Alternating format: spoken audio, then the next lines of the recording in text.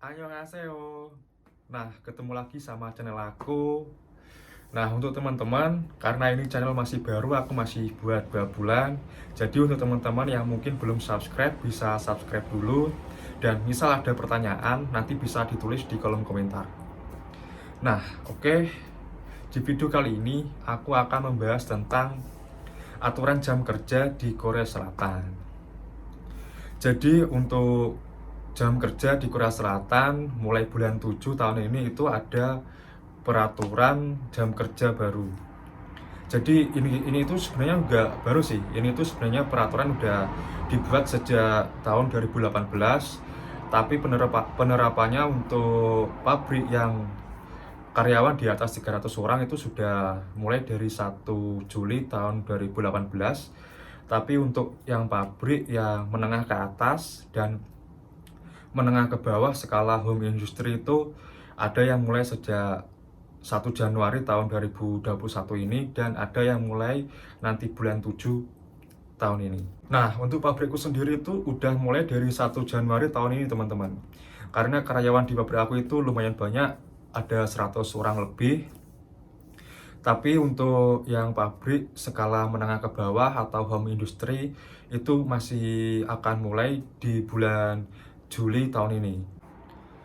Nah, pemerintah Korea sendiri itu memangkas jam kerja menjadi 52 jam itu dengan tujuan yang pertama adalah untuk memperbaiki kualitas hidup di Korea, teman-teman. Karena tidak bisa dipungkiri ya, dengan waktu jam kerja yang lama otomatis kualitas hidup itu akan menurun. Dan itu juga berlaku di sini karena sebelum berlaku 52 jam ini emang waktu jam kerja itu di Korea itu panjang banget teman-teman, sampai hari Minggu kadang juga masih ada yang kerja. Alasan yang kedua adalah untuk memperbaiki kualitas produksi sendiri di Korea, teman-teman. Jadi pemerintah Korea itu beranggapan mungkin jika waktu kerja dipotong maka kualitas hidup akan baik, kemudian kualitas kerja atau kualitas produksi juga akan baik. Tapi peraturan ini tuh juga masih menjadi pro kontra, teman-teman. Karena ada pabrik mungkin yang kerjaannya cukup banyak, jadi dengan dipangkasnya waktu kerja itu mungkin akan sulit mengatur produksi barang. Tapi di sini peraturan itu sepertinya mengikat, teman-teman, di seluruh Korea. Dan misal ada pabrik yang melanggar, setahu saya itu bakal dikenakan sanksi bagi sajang atau bos pemilik perusahaan tersebut, teman-teman. Sanksinya berupa denda uang dan juga penjara. Nah, dengan dipangkasnya waktu kerja ini, mungkin teman-teman di sini otomatis mungkin jam lemburnya berkurang, jam kerjanya berkurang, mungkin pendapatan juga berkurang. Nah, mungkin kalau tahun-tahun sebelumnya atau beberapa bulan lalu banyak teman-teman yang upload slip gaji mungkin sekitar 40-50 juta juga dapat. Mungkin untuk bulan depan ini atau tahun-tahun depan mungkin nggak banyak sih yang bisa dapat segitu. Tapi memang sih di sini itu teman-teman yang dapat 40 juta, 50 juta, mas-mas masanya atau mbak-mbaknya itu fakta ya. Karena di sini tuh bisa dapat sampai segitu. Tapi untuk bulan depan ini mungkin masih ada yang dapat segitu mungkin, tapi nggak jumlahnya nggak sebanyak yang bulan lalu. Nah, jadi gimana ya, emang itu udah peraturan di Korea dan sifatnya mengikat. Jadi kita sebagai pekerja juga harus nurut meskipun banyak sekali teman-teman cerita teman-teman itu yang mengakali, ada yang diakali pabrik, ada yang yagan dan ada yang jugan, kemudian ada yang menjadi 3 shift. Nah, jadi seperti itu teman-teman.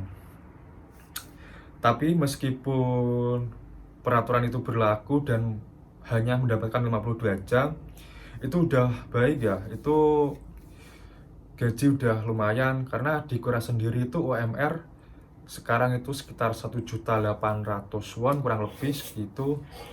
Dan kalau misal di rupiahin itu dapat sekitar mungkin 20 juta dapat, teman-teman. Sebenarnya gaji di Korea itu udah banyak, teman-teman. Ya, sekitar 20 juta mungkin dapat. Itu UMR ya tanpa jam lembur. Nah, jadi kita itu di sini harus pandai bersyukur ya. Mungkin ada teman-teman yang dapat 50, ada yang dapat 40 lebih, juga mungkin ada yang cuma dapat sekitar 20. Nah, itu juga udah bagus sih. Karena kita di sini tuh gimana ya, kerja meskipun sama-sama di Korea, pabriknya beda, lemburannya beda, nanti dapatnya juga beda. Jadi jangan dipukul rata kalau di Korea semua dapatnya segitu, nanti nggak semua nggak segitu. Nanti untuk teman-teman yang sekarang masih di Indo, nanti pikirnya aku kerja di Korea nanti dapat 50 juta. Nah, padahal kerja di sini itu nggak selamanya dapat gaji segitu, nggak semuanya dapat gaji segitu, apalagi ini ada peraturan jam kerja baru. Nah, tapi di lain itu ada yang lebih penting, yaitu keselamatan kerja.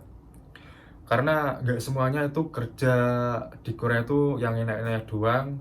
Karena banyak sekali cerita teman-teman yang kerjanya di Korea itu yang istilahnya yang berat, terus dapat banmal atau bahasa kasar itu banyak banget. Nah, sekali lagi lebih baik ya, itu di Korea itu masih lebih baik ya. Misal kita kerja di Indonesia itu UMR berapa ya? Kalau kabupaten mungkin 2.500.000 sampai 3 juta ya. Kalau di kota mungkin UMR 5 juta ya sekarang. Nah, jika kita mengaca dari teman-teman kita yang mungkin bekerja di Indonesia, itu kita di sini itu masih lebih baik teman-teman. Meskipun kita cuma dapat katakanlah UMR basic 1.800.000 won, itu udah dapat ya paling enggak kita 15 juta atau 20 juta itu udah dapat, dan itu udah baik teman-teman. Jadi biasanya itu gini sih, rasa ketidakpuasan itu muncul misal kita ngumpul sesama pekerja, terus katakanlah kita ngumpulnya sama teman-teman yang gajinya banyak gitu kan, terus ada omongan kamu dapat berapa sebulan, kamu dapat berapa sebulan. Nah, jadi oleh sebab itu mungkin ada keirian tersendiri ya, padahal sebenarnya itu ya gimana sih, emang kita di Korea itu meskipun sama-sama di Korea ya, pabrik beda, lemburan beda, gaji juga beda, meskipun satu pabrik aja bisa juga gaji beda kalau jam kerjanya beda. Nah, jadi jangan dipikir semua sama 50 juta atau 40 juta, jangan anggapan seperti itu dulu teman-teman. Jadi anggapan kita di sini kita udah lebih baik, kita udah bersyukur daripada mungkin teman-teman yang masih bekerja mungkin di Indo atau masih proses ke Korea. Nah, ini juga pesan untuk teman-teman yang masih proses ke Korea. Jadi ya gimana ya, kalau di Korea itu ya seperti ini. Jadi kita harus pandai-pandai untuk hemat juga, kemudian kita pandai untuk mengelola uang, kemudian kita nggak neko-neko lah. Insya Allah kita dapat yang kita impikan. Intinya kita fokus sama tujuan awal ya, kita kerja di sini. Nah, mungkin cukup sekian dari aku, mungkin seperti itu. Nah, untuk teman-teman yang mungkin pengen bertanya, oke, bisa tulis di kolom komentar dan bantu channel ini biar makin berkembang dan makin bermanfaat. Jangan lupa subscribe. Oke, terima kasih. Annyeonghaseyo.